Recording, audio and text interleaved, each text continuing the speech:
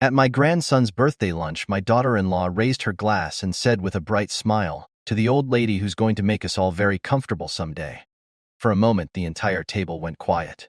Then someone chuckled. A few others joined in, thinking it was just one of those awkward family jokes people make when they've had a little too much wine. I simply smiled and took a small sip of my iced tea. I'm glad you're here with me today. Before I tell you what happened next, take a moment to comment the city you're watching from. I always enjoy seeing how many different places people listen to these stories from. And stay with me until the end, because that little toast at my grandson's birthday lunch turned out to be the beginning of something my daughter-in-law never saw coming. My name is Margaret Collins.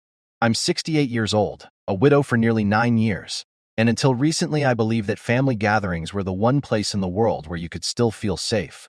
That afternoon was supposed to be joyful. My grandson Ethan had just turned 10, and my son Daniel and his wife Rebecca had organized a birthday lunch at a restaurant near the lake just outside town.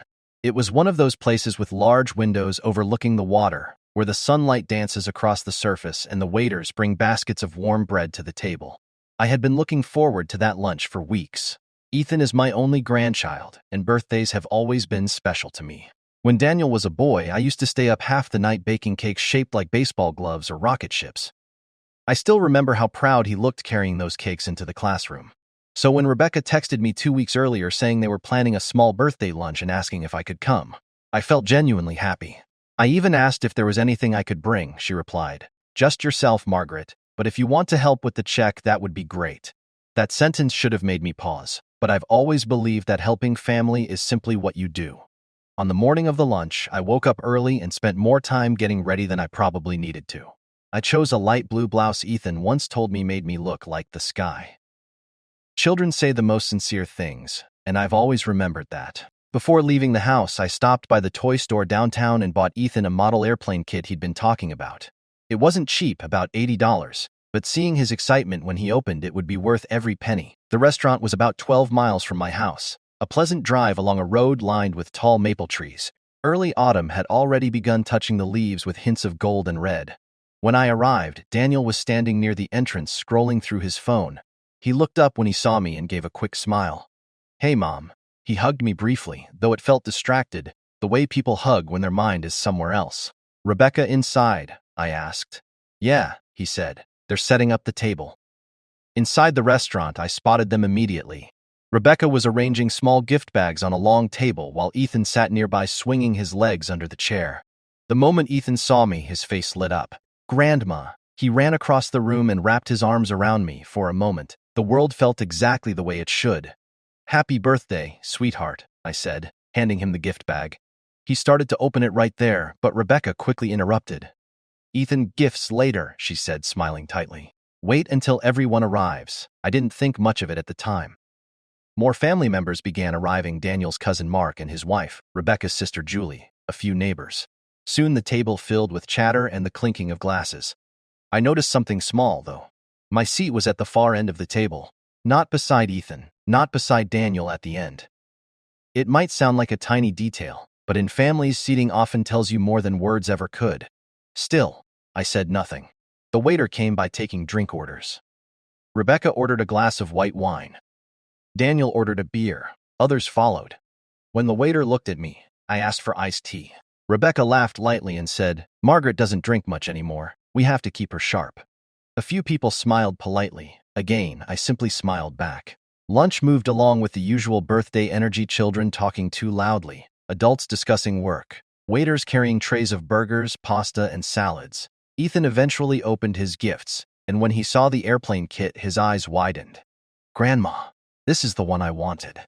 That moment alone made the whole afternoon worthwhile, but as the meal went on, I began noticing something else. Rebecca kept making little comments. Not loud enough to cause a scene, just small remarks that floated across the table like feathers. When someone asked how I'd been spending my retirement, she laughed and said, "Margaret has the dream life. Big house all to herself and nothing but time." Another time she said, "We keep telling her she should downsize someday. That place is way too big for one person." Daniel didn't respond. He just kept eating. The thing about comments like that is they don't sound cruel if you only hear one of them. But when you hear several, they begin to form a pattern.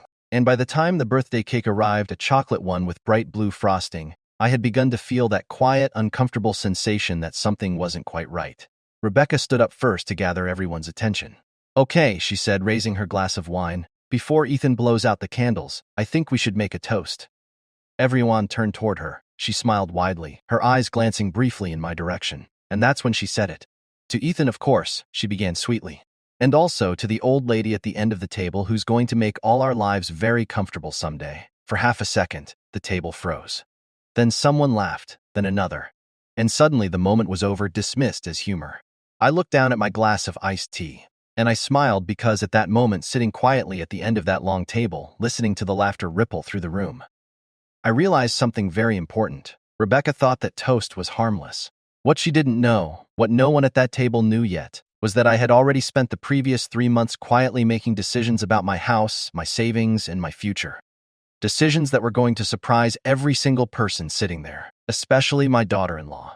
For a few seconds after Rebecca finished her toast, the table was filled with that strange kind of laughter people use when they aren't quite sure whether something is funny or uncomfortable. I kept my smile gentle and lifted my glass slightly, as if I had taken the remark exactly the way she intended it to sound. Like a joke. Ethan didn't notice anything, of course. He was busy trying to blow out all 10 candles in one breath while everyone cheered him on. Blue frosting smeared across the cake, and the waiter began slicing pieces onto white plates. Life moved on at the table as if nothing unusual had happened. But when you reach my age, you learn to listen carefully to the quiet things hidden inside people's words. I had heard something in Rebecca's voice that day, not just humor, expectation. The cake was passed around and Daniel leaned slightly toward me. "Mom, you okay?" he asked quietly. I nodded and took a small bite of cake. "Of course," I said. "It's Ethan's day." He seemed relieved by that answer, and quickly returned to his conversation with Mark about football scores. Rebecca, meanwhile, had shifted the conversation again. "So Margaret," she said brightly, "have you thought any more about what we talked about last month?" I looked at her calmly. "What was that, dear?" She gave a little laugh and waved her hand in the air. "You know, the house. It's just so much space for one person.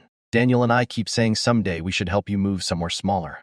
Her sister Julie nodded immediately. "That's actually a really smart idea," Julie added. "Property taxes alone must be a fortune." Now that part was true. The house Daniel grew up in sits on a quiet street about 15 miles from where we were having lunch that day. 3 bedrooms, a wide backyard, and a large oak tree that Daniel used to climb when he was a boy. I've lived there for 38 years, paid off every mortgage payment myself after my husband passed. But Rebecca spoke about it the way someone talks about an empty building, not a home. I dabbed a napkin gently against my lips. "Well," I said softly, "I've managed just fine so far." Rebecca smiled again, but the smile didn't quite reach her eyes. "Oh, I know," she said, "but someday you'll have to think about the future." For a moment, no one said anything. Then Ethan suddenly shouted, "Grandma, you have to help me build the airplane later." That broke the tension instantly. Everyone laughed again. "See," Rebecca said lightly, "Ethan's already planning your schedule." But as the conversation moved on, I sat quietly at the end of the table, watching the reflections of sunlight move across the lake outside the window. Rebecca thought she was guiding the conversation, planting ideas, pushing gently toward a future she had already imagined. What she didn't understand was something very simple. By the time that birthday lunch happened, I had already started making my own plans, and those plans didn't look anything like the future Rebecca was counting on. Rebecca's words stayed in the air for a moment, but soon the noise of the restaurant filled the space again. Plates were cleared. Coffee was poured. Ethan began showing his new toys to the other kids sitting at the far end of the table. From the outside, everything looked like a perfectly normal family birthday lunch. But when you sit quietly and observe long enough, you start to notice the small patterns. Rebecca leaned toward her sister Julie and whispered something. Julie glanced at me, then back at Rebecca, and the two of them shared a quick smile, not a warm smile. The kind of smile people exchange when they think they're being clever. I pretended not to notice. At 68 years old, I've learned that silence often reveals far more than confrontation ever could. A few minutes later, the waiter came by with the bill folder and set it near the center of the table. Before anyone else could reach for it, Rebecca picked it up quickly and glanced inside. Then she laughed lightly. "Oh wow," she said. "This place isn't cheap." She looked around the table for a moment before her eyes settled on me. "Well," she added with a playful tone, "good thing Margaret's here. She always insists on treating us for special occasions." Several people chuckled politely. Daniel shifted a little in his chair but didn't say anything. And that was another small detail I noticed. Me son used to be the first person to defend me if anyone spoke that way. When he was younger, he wouldn't have allowed a single comment like that to pass. But that afternoon, he simply took a sip of his beer and looked down at the table. I reached into my purse calmly and pulled out my wallet. It's Ethan's birthday, I said gently. Of course I'll take care of it. Rebecca smiled brightly.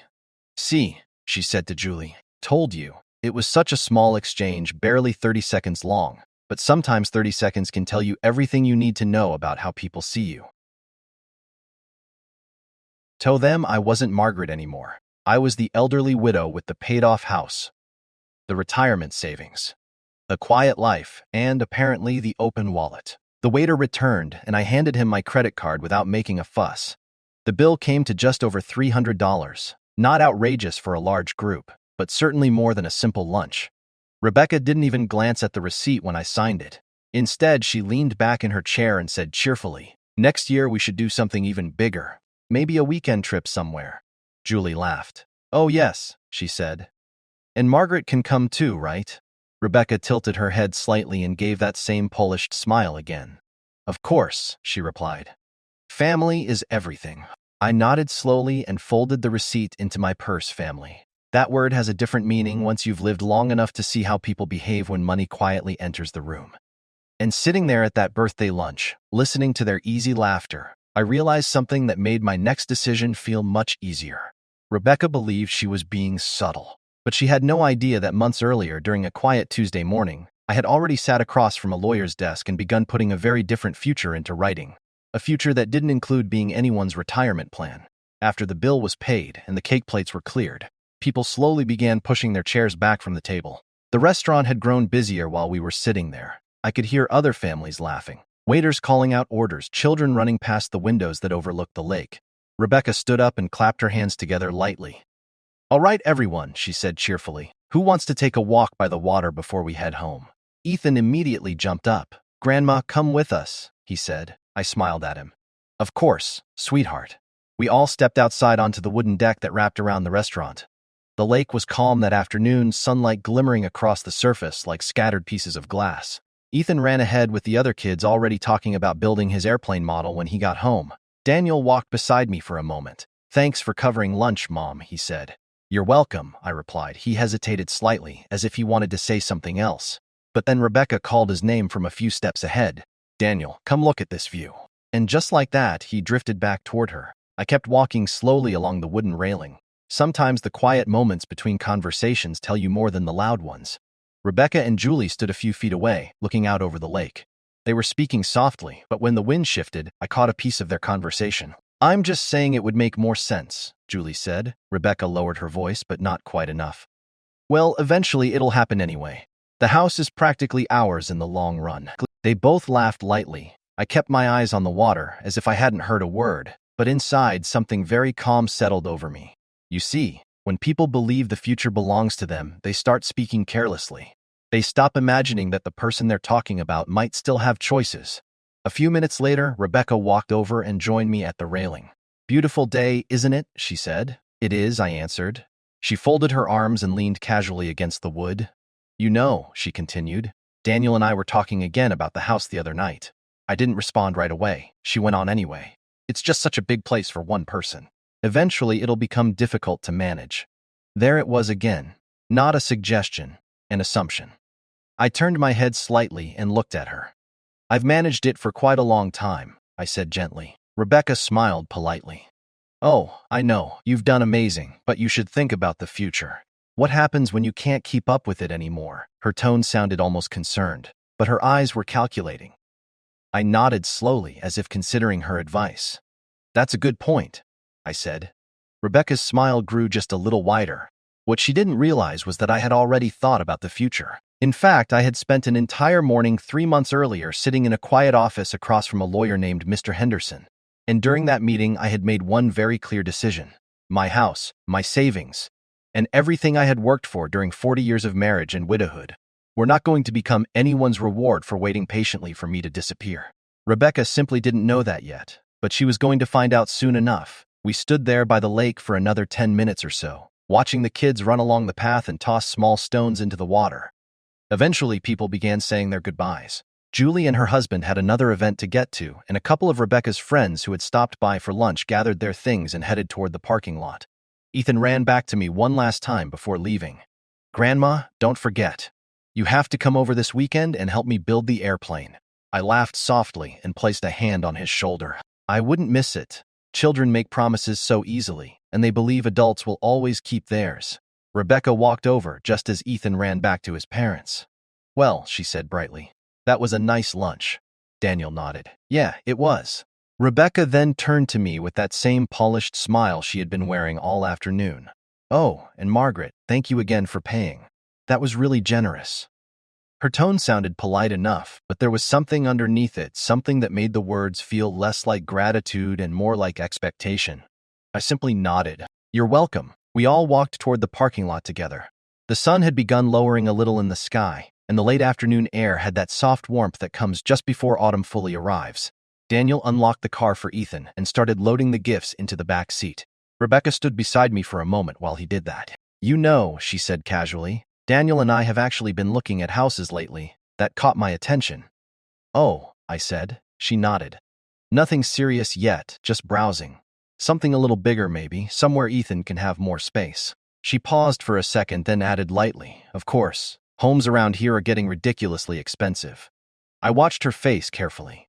Rebecca wasn't the kind of person who said things directly. She preferred to circle around her point until the other person reached the conclusion themselves. So we've been thinking, she continued, that maybe someday we could all help each other out. Help each other? I asked. She shrugged gently. Well, you know, family arrangements. That was the phrase she chose. Family arrangements. Daniel closed the trunk of the car and walked back toward us. What are you two talking about? He asked. Rebecca smiled sweetly. Oh, just the future. Daniel didn't seem interested in the conversation. He pulled his car keys from his pocket and glanced toward Ethan, who was already buckled into the back seat. Well, he said, we should probably get going. Rebecca gave me a quick hug before getting into the passenger seat. Drive safe, Margaret, she said. I watched as their car pulled out of the parking lot and disappeared down the road. Then I walked slowly to my own car and sat inside for a moment before starting the engine. The parking lot had grown quiet. The lake shimmered in the distance and a light breeze moved through the trees. Rebecca believed that little conversation had planted another seed. Another reminder that my house, my savings, and my future were things she and Daniel could eventually build their lives around. But sitting there in my car, I couldn't help but smile to myself. Because 3 months earlier, in that quiet lawyer's office downtown, I had already signed the first set of documents that would make Rebecca's family arrangements completely impossible. And the best part, she was still busy planning a future that no longer existed. I drove home slowly that afternoon. The road along the lake curves through a stretch of old maple trees, and I've taken that drive so many times over the years that I hardly have to think about it anymore. But that day, my mind kept replaying the little moments from lunch. Rebecca raising her glass. The laughter at the table. The way she talked about my house as if it were already part of her future. When you reach a certain age, you stop reacting quickly to things like that. Instead, you step back and look at the larger picture. And the truth is that birthday lunch wasn't the first time Rebecca had spoken that way. It had been building for a while. The first moment I really noticed it was about 6 months earlier. Rebecca and Daniel had come over for dinner one Sunday evening. I had made roast chicken, mashed potatoes, and green beans, Daniel's favorite meal when he was growing up. After we finished eating, Rebecca walked through the living room slowly, looking around the way people do when they're imagining something. You know, she said casually, this house is actually bigger than I remembered. I laughed a little. Well, it probably felt bigger when Daniel was 10 and left his toys everywhere. But Rebecca wasn't really joking. She walked over to the window and looked out at the backyard. You have a lot of space back there too, she said. Ethan would love a yard like this. Daniel nodded absent-mindedly while scrolling through something on his phone. Rebecca continued walking through the house, almost like she was giving herself a tour. She peeked into the hallway bathroom. Then she looked down the corridor toward the bedrooms. Finally, she turned back toward me. Do you ever think about selling it? She asked. That question had surprised me at the time. Selling it, I repeated. She shrugged lightly. Well, someday, I mean, houses like this are worth a lot now. You could move somewhere smaller and live very comfortably. Her tone sounded helpful, but there was something about the way she looked around the room that made me feel as if she were already picturing different furniture, different people living there. I remember glancing at Daniel that evening, expecting him to say something, but he just shrugged. Rebecca's always looking at real estate, he said. It's kind of her hobby. Rebecca laughed. It's true, she admitted. I'm always thinking about investments. Investments, that word stuck with me because she didn't say home, she didn't say family house, she said investment. That night after they left, I washed the dishes slowly and thought about the conversation. My husband and I bought that house 38 years ago. We raised Daniel there. Every corner of that place holds a memory. But to Rebecca, it looked like a future asset. That was the moment the first quiet thought crossed my mind. Not anger, not even hurt. Just a calm realization. If Rebecca was already planning her future around what I owned, then perhaps it was time for me to start planning mine a little more carefully. And that very thought is what led me a few weeks later to schedule an appointment with a lawyer named Mr. Henderson. An appointment that Rebecca knew absolutely nothing about. A few weeks after that dinner, I found myself sitting in a quiet office on the second floor of a brick building downtown. The brass sign near the door read Henderson Findy Amp Clark Thivy Estate Planning and Family Law. It wasn't a dramatic moment. There was no anger driving me there. No big family fight had happened. Just a quiet realization that had been growing in my mind ever since Rebecca walked through my house like she was measuring the walls. Mr. Henderson turned out to be a calm, soft-spoken man in his early 60s. He wore reading glasses and had the kind of patient expression that comes from listening to people's family problems all day. He greeted me with a handshake and gestured toward the chair across from his desk. "So, Mrs. Collins," he said kindly, "what can I help you with today?" I folded my hands in my lap for a moment before answering. "Well," I said, "I suppose I'd like to talk about the future." That made him smile slightly. "That's usually why people come here." He opened a folder and began asking a few simple questions. Did I own my home? Did I have savings or retirement accounts? Did I already have a will? I answered honestly. Yes, I own my house outright. Yes, I have retirement savings. And yes, I do have a will, but it's about 12 years old. Mr. Henderson nodded thoughtfully. That's fairly common, he said. Most people write a will once and never look at it again. Then he leaned back in his chair. Tell me about your family. So I did. I told him about my late husband, about raising Daniel in that house, about my grandson Ethan. And then I mentioned Rebecca. I didn't complain about her. That's not really my style. Instead, I simply described some of the conversations we had been having recently. About a house, about downsizing, about the future. Mr. Henderson listened carefully without interrupting. When I finished speaking, he rested his pen on the desk and looked at me for a moment. Mrs. Collins, he said gently, I want to ask you a simple question. I nodded. If something were to happen to you tomorrow, he continued, who would inherit your house? That would be my son Daniel, I said, and after him. Well, I assume eventually it would go to Ethan. Mr. Henderson nodded slowly. That's a very traditional arrangement. Then he asked something that made me pause. But is that actually what you want? For a moment, the room was very quiet. I looked out the window behind his desk. Cars were moving slowly along the street below, people walking past shops, living their ordinary lives. I thought about Rebecca's voice at my dining table. This house is actually bigger than I remembered. Do you ever think about selling it? It's such a great investment. Finally, I looked back at him. I suppose I've always assumed that's what I should do, I said. Mr. Henderson gave a small understanding nod. A lot of people feel that way. Then he slid a sheet of paper toward me. But estate planning isn't about what you're supposed to do, he explained calmly. It's about what you choose to do with what you've spent your life building. That sentence stayed with me, because sitting there in that quiet office, I realized something very important. For the first time in months, I was thinking about my future, not the one Rebecca seemed to be planning for me. And that was the moment I decided to start making some changes. Mr. Henderson let me take my time with that thought. Some people imagine meetings with lawyers as tense or intimidating, but that morning felt surprisingly calm. The office was quiet, the kind of quiet where you can hear the faint ticking of a clock on the wall. After a moment, he leaned forward slightly. Let me explain something important, he said. Right now, your will probably leaves everything directly to your son. That's the most common setup, I nodded. That's correct. But there are other options, he continued, options that give you more control over what happens to your home and your savings. He opened another folder and slid a few documents across the desk. These are examples of something called a trust, he said. I had heard the word before, but I didn't know much about how it worked. Mr. Henderson explained it patiently. A trust allows you to decide exactly how and when your assets are used, he said. For example, you could make sure your grandson benefits from your estate without everything passing directly through other hands first. That caught my attention. You mean Ethan? I asked. Yes, he said. You could arrange things so that the house or the financial assets eventually support his education or his future, instead of simply becoming part of someone else's property. I folded my hands together and thought about that. Ethan had just turned 10. He loved airplanes, science kits, and anything that involved building things with his hands. Every time he visited my house, he would run straight to the backyard and climb the old oak tree that had been there since before Daniel was born. The idea of helping him someday college, maybe even flight school if he kept loving airplanes, felt meaningful, but Mr. Henderson wasn't finished. There's also another advantage, he added carefully. What's that? I asked. With a trust, he explained. The details don't always become immediately obvious to everyone else. I raised an eyebrow slightly.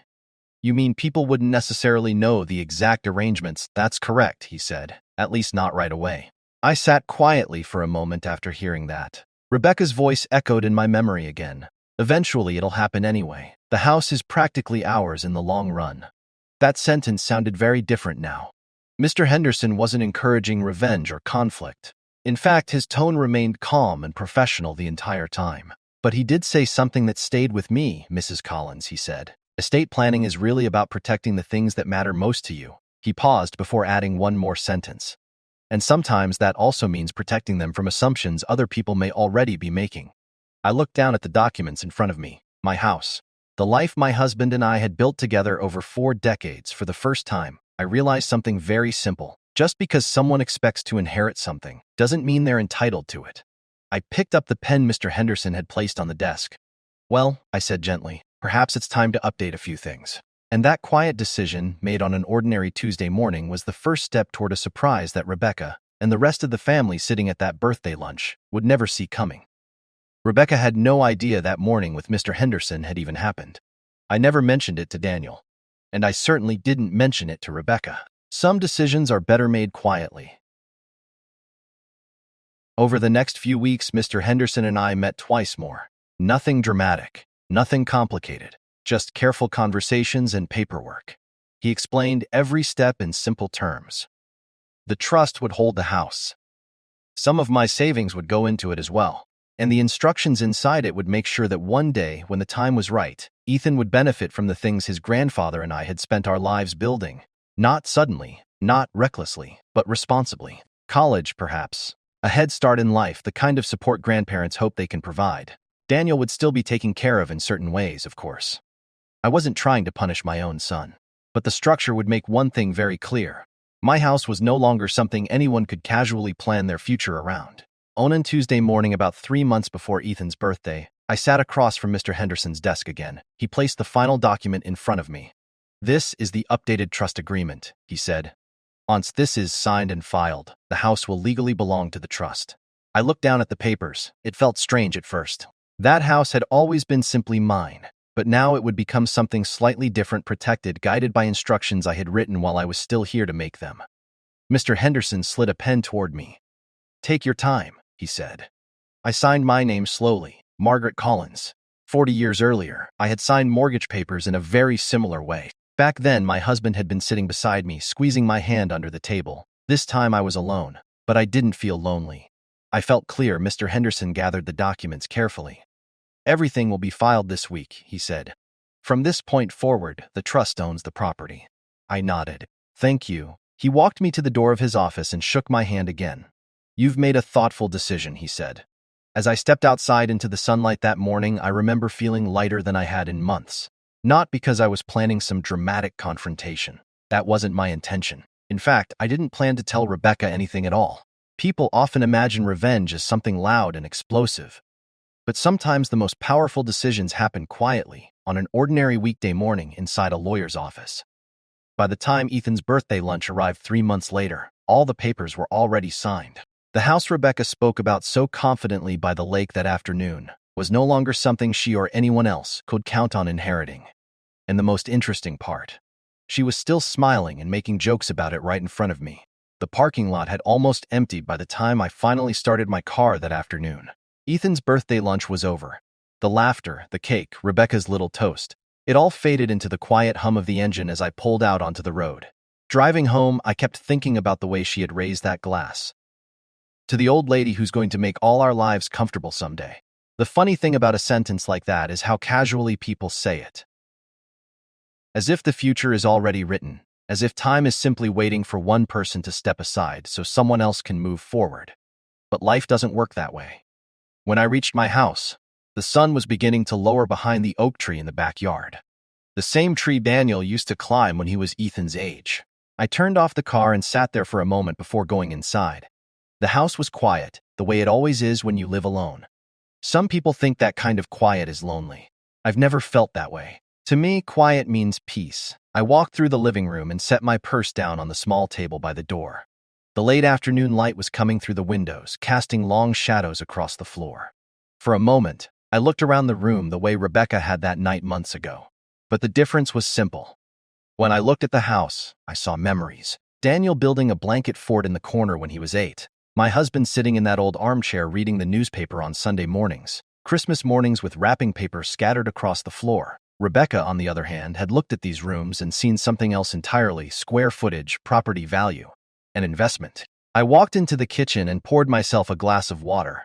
Then I opened the drawer beside the refrigerator and pulled out a small envelope. Inside were copies of the trust documents Mr. Henderson had given me. I didn't open them. I didn't need to. I already knew what they said. The house now belonged to the trust. One day long after I'm gone, Ethan will benefit from it in ways that support his future education, opportunities, stability, but it would never simply become someone's convenient inheritance. And certainly not a reward for waiting. I placed the envelope back in the drawer and closed it gently. Rebecca believed she understood the future. She believed time was quietly working in her favor. But the truth was very different. That afternoon at Ethan's birthday lunch, when she raised her glass and joked about the old lady at the table, the future she was talking about had already disappeared. She just didn't know it yet.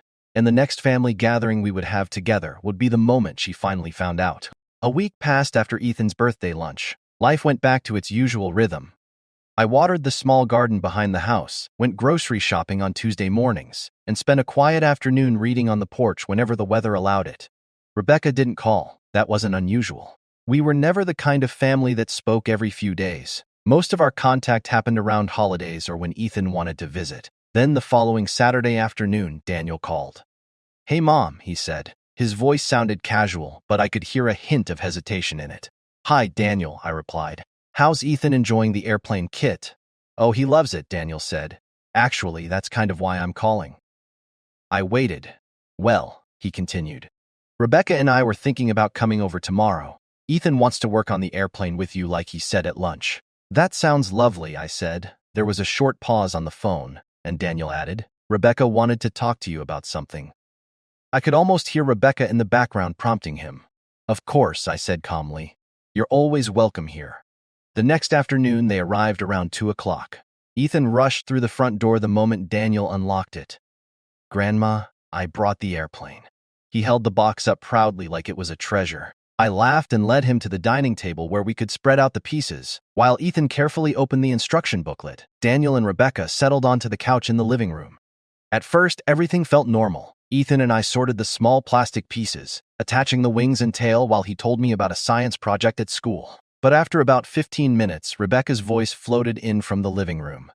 "Margaret, could we talk for a minute?" I looked up. "Of course." I told Ethan to keep working on the wings while I stepped into the living room. Rebecca sat forward slightly on the couch, her hands folded together. Daniel looked a little uncomfortable beside her. Rebecca gave me that same bright, polished smile she always used when she was about to say something carefully planned. "So," she began, "Daniel and I have been thinking a lot about the future lately." I nodded gently. "That's always a good thing to think about." She glanced briefly at Daniel before continuing. "Well, you know how we talked before about your house being a lot to manage on your own." There it was again. The same conversation she had tried to start before. "We were wondering," Rebecca continued, "if maybe it would make sense to start making some arrangements early." "Arrangements?" I asked. She leaned forward slightly, her voice soft but eager. "You could move somewhere smaller, maybe a nice condo. And Daniel and I could move here. It would keep the house in the family, and Ethan would grow up in the same home his dad did." For a moment, the room was very quiet. Rebecca watched my face carefully, clearly expecting hesitation, maybe even relief that someone was offering to help. But instead, I felt something very calm settle over me. Because Rebecca was speaking as if the decision had already been made. As if my life, my home, and my future were simply pieces waiting to be arranged. What she didn't realize was that the arrangement she imagined had already been quietly rewritten months earlier. Rebecca finished speaking and looked at me with quiet expectation. Daniel sat beside her, his hands resting on his knees, avoiding my eyes. For a moment, none of us said anything. From the dining table behind me, I could hear Ethan's voice. Grandma, I think this wing goes here. His small hands were still carefully assembling the airplane model, completely unaware of the conversation happening in the next room. I turned slightly and smiled toward him. You're doing great, sweetheart. I'll be right there. Then I looked back at Rebecca. Her expression was patient, almost confident, as if the future she described was simply the natural next step for everyone. I sat down slowly in the chair across from them. Rebecca, I said gently, I understand why you'd think that might be a good plan. Her smile widened a little, but I continued calmly. There's something you should probably know. Daniel finally looked up. What do you mean, Mom? I folded my hands in my lap. A few months ago, I said, I met with a lawyer to update my estate planning. Rebecca's smile faded slightly. A lawyer, she repeated. Yes, I said. A very nice man named Mr. Henderson. Daniel looked confused. Why didn't you tell me? There wasn't really any reason to, I replied kindly. It was just paperwork. Rebecca leaned forward a little. So what does that mean exactly? Her voice was careful now. I kept my tone calm and steady. It means the house no longer belongs directly to me. For the first time, both of them looked completely still. What? Daniel said. The house is now part of a trust, I explained, along with some of my savings. Rebecca blinked. A trust, she said slowly. Yes. The room grew quiet again. Daniel frowned slightly. So what does that change? I smiled softly. It means the house can't simply be passed along the way people might expect. Rebecca's face had lost its color. So who gets it? She asked. I glanced toward the dining table where Ethan was still concentrating on the airplane wings. One day, I said, Ethan will benefit from it. In ways that help his future education, opportunities, things like that. Rebecca sat back slowly. But Daniel will be fine, I said gently. He's built a good life already. Daniel looked thoughtful, not angry, just surprised. Rebecca, however, was silent. After a moment, I stood up. Now, I said softly, Ethan and I still have an airplane to finish. I walked back to the dining table and sat beside my grandson. He handed me a small plastic piece. Grandma, I think this part makes the propeller spin. I helped him snap it into place. Behind us, the living room stayed very quiet. A few minutes later, Daniel came over and sat down with us too. Rebecca remained on the couch for a while, thinking. And that was the end of the conversation. Not an argument. Not a dramatic fight. Just a quiet understanding. Rebecca had raised her glass at that birthday lunch and toasted the old lady who was going to make everyone comfortable someday. But life has a way of surprising people who think the future already belongs to them. I'm still living in my home. I still drink my morning coffee by the same kitchen window. And every now and then, Ethan comes over and we build something together at that dining table. Because in the end, the truth is very simple. They toasted to my future as if it was already theirs, but the future was still mine to decide.